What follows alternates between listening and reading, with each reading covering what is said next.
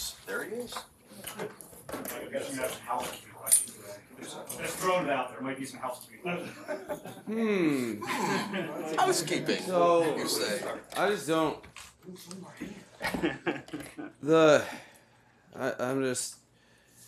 I'm concerned about the motivation of, the first question, and who you guys don't even know who's gonna ask the question or what it would be related about.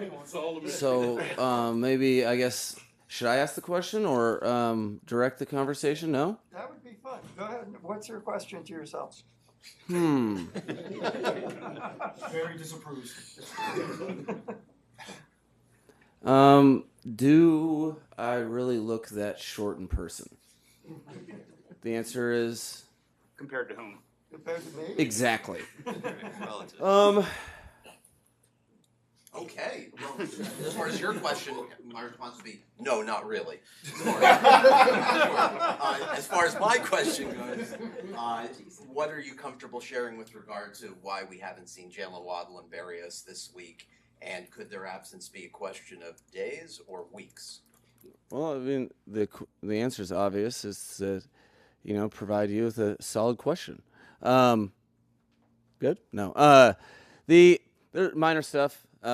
We have a collection of minor things going on. Good news is they aren't major things, but some stuff that has been fluctuating the players out there on the field. With Waddle, last year he played through a lot. Is there anything you guys can do to kind of minimize some of that impact he takes? Oh, for sure. That's, I think our mindset each and every year with every player is to take information and that you are accumulating it to better serve the players and him in particular. So, I think that's part of the reason you haven't seen him. We understand his body. We understand how to be a little more proactive with something. We understand how tough he is, and he's one of the toughest wide receivers that I've ever had the opportunity to coach, and that is a great thing. However, when you're trying to make sure that you get the season started off on the right foot and that you best facilitate the best case scenario of health, then you take measures that and you learn new things or red flags or whatever it be with that particular player. In your first two seasons, you chose not to use Tua Tagovailoa in the preseason opener. If everything goes great in today's joint practice as planned, is that the likely scenario for Friday night? You know how tough that is. I thought this out.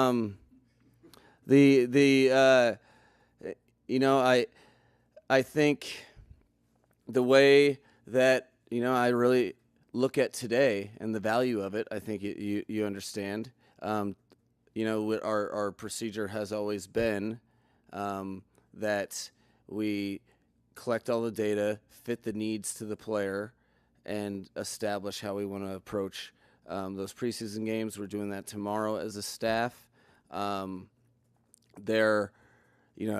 can't tomorrow.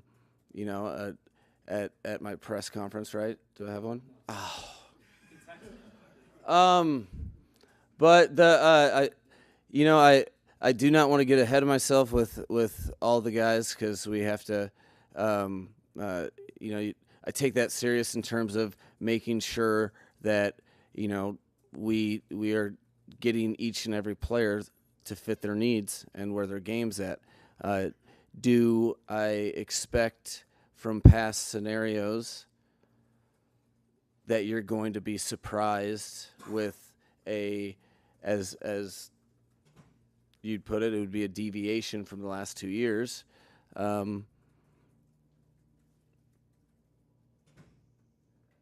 don't think you're going to be surprised. Coach, when you think about staying unpredictable in year 3 of this offense, how do you keep the mystique going when you're having joint practices with different opponents? Well, The mindset isn't totally to be unpredictable. The mindset is to be able to, with conviction,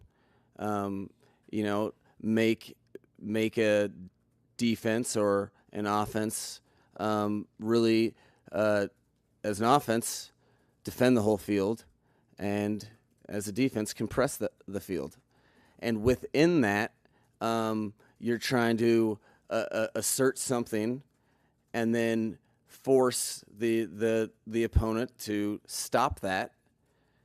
And the ways they stop that are you take advantage of that overplay. Literally on all phases, it's that abstract, but that's what we're doing. So from a joint practice perspective, you get different players utilizing different techniques within a different scheme, so you can apply your techniques and fundamentals and your scheme, however your scheme is evolving to how defenses or offenses are playing.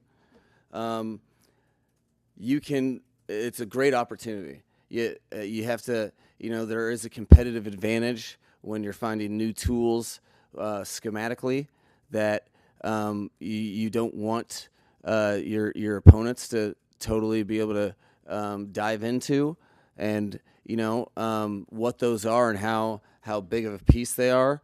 It's up to the scripters and what you put on the paper. But working with the Atlanta Falcons and specifically Raheem Morris and my relationship with him, it's helpful in that we can not worry about some of the nuances that you might worry with an unknown coaching staff or people that you don't have as strong of relationships with. So you can just really put your scheme and what individual players are working on and what you're working on as a group. You can just really apply it without hesitation in situations like that.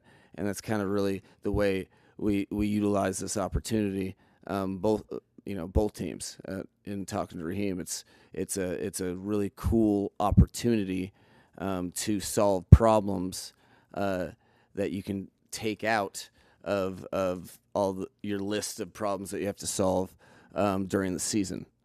Whether that's different rules, whether that's success or failure, there is really, really good stuff to get out of these things. And yesterday was one of those days that we got some good stuff out of it. What did you like offensively and defensively from your team? Well, overall, I thought, a big thing for us is our standard with which we approach practice. And that is a non-negotiable, deliberate, intentional, high effort, fast physical with elite technique. And what I saw was, okay, so on defense, I saw a spirit that I was very, very confident in, but you don't know until you actually face a different squad. And that spirit, energy, and standard of play, it's something that was really cool and definitely it was definitely present throughout the practice. You look at the first play to the last, and there was some real cool, fun football being played in that way. And I thought, I think the connectivity from Anthony Weaver down on the coaching staff to the players, and that immersed common one common goal with complete connectivity. It was on display, and I was pumped about that. And the offensively, as the play caller, understanding how unique an opportunity it is, I'm looking very specifically for things within our game, and out on the field, I really am not concerned with the result. And in that, on the field, I was looking at things very positive, and then as I looked at the tape, I was pumped about the things that I was really looking for, that were tangible things that we've been working on since April, but beyond that, you have expectations on things that if you're going to emphasize one thing, other things are going to be right where they should be, which is in a process of development, and so in that your expectations are like, I'm expecting to be good at something. I don't know what we're not going to be good at, and I think that was why I felt supreme conviction, and yesterday was fully utilized. The things that there's always things. What you don't want to do is feel like you are at full strength in your first joint practice. I think each year in this stage, we've had some good production against opposing defenses, relative to other years. I wasn't really looking at that. I was really focused on how we, like, for instance, how we block people. And then, you block people well, but then you have some, issues from an offensive dropback standpoint where you either don't like your hot throw or you're really anticipating blitz from one side and it comes from the other. Those things have to be ironed out, and that's I don't expect really any week one practice to really be anything other than that. So it was what I expected, but I was really pumped at the stuff that I was looking for, and but I'm expecting improvement from mistakes yesterday, and the same conviction and the same line of scrimmage that I saw yesterday will be important as well. Mike, how do you see the competition between Mike White and Skylar Thompson developing, and what are the pros and cons of having one of them go the entire way in one preseason game and the other guy go the whole way, versus maybe giving each a half in both games or something like that? That competition is, I think, something I'm very proud of, in that those two competitors, really gave it their best shot last year, and I thought it was a pretty close race with Mike winning it, and they've continued to develop their games, so they continue to do really good things, and each individual, I think, is better than where they were last year. That's hugely important for quarterbacks, particularly ones that don't start or play during the season. That you don't want to regress, you want to improve. So, I see that as it's neck and neck, and far from me even thinking about who's gonna win that job. And I think that's a compliment, just because they're both developing very well, and it's I think that one of the tricky things are solving the problems of preseason games, in terms of you want to get guys opportunities, but they're also playing with different players and against different defenses, that your corresponding play calls are different. So how do you make the opportunities as equal as possible? Well, for me, I start, I try to have, I try to create a scenario where they get to work with the same players that are blocking and the same players that are receiving routes or getting handoffs.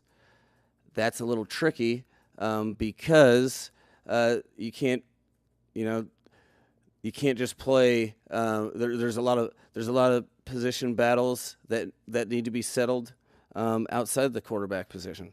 So to do that, your best it's, for me, like the best compromise is trying to get guys some rhythm, some ownership of the game to see how they respond to ebbs and flows, but then also trying to get them in similar opportunities with their teammates. So the best of both worlds, a lot of times for me, is getting guys opportunities in several games, but then making sure that in those opportunities that a rhythm is established, that they have enough time to play. And that's kind of really the way I look at it. It's abstract like most things, but you're trying to problem solve so you can give guys an opportunity to win the job, because it's not for me to settle, it's for them. Mike, how is Malik Washington doing? Oh man, it's one of the more difficult things in the National Football League is that of a rookie NFL wide receiver. The game is very different in terms of timings, particularly with us, and the details with which you do your jobs. Huddling and all the motioning. What Malik has done really well is find how to be a professional very quickly. So he's operating as a vet would in terms of his how he's studying, his ownership of the playbook, and how reliable he is with assignments for his teammates. And then there's learning tools each and every practice. What I'm really happy about with Malik is that he is getting better with those mistakes, and I'm expecting mistakes, but he improves mistakes, which is the key for rookies. With Liam, we've seen him consistently at right guard. That's where you guys listed him on the depth chart, the first depth chart. Why is that the position that's best for him in your mind? And also, what would someone need to do to dislodge him? Does he have a big gap between him and the next candidate, or is it pretty close? No, it's Liam Ikenberg has developed so much in the past couple seasons with us, and has done so by being a master of multiplicity. He's really found ways to not only contribute, produce, but then also improve whatever position he's playing. And that versatility we've had to utilize, for a multitude of different reasons, and he's found a way to be good at that. Well, the next step for him to find where his ceiling is as a player is in an offense that he knows forward and backwards, with all of the tools that he learned when you're starting at center for this offense, in terms of the calls and the different problem solving you have to do. For our team, it best serves us to really allow him that unique opportunity of stability and reps in one spot to see where his technique can go. That is for the Dolphins. We think that we'd be hard pressed to know exactly what that would be like, because he hasn't had that advantage necessarily based upon the last 2 years of the whole group. So, he's doing. The only thing I knew what to expect from Liam this year was that he was going to make improvements on a lot of little things that were going to be ultimately a big thing. He is doing that, and I'm finding out each day what those things are, and it's exciting because he's playing with more conviction, and more of his personality is coming out in his play, and there's the whole group is like that. You talk about guys that have been here and new players. Guys like Rob Jones. I'm seeing, a new Rob Jones. That there's a lot of quality play that's going on. Lester Cotton's doing a phenomenal job. We got a new player, Jack Driscoll, that's getting some reps in there, and they are all developing.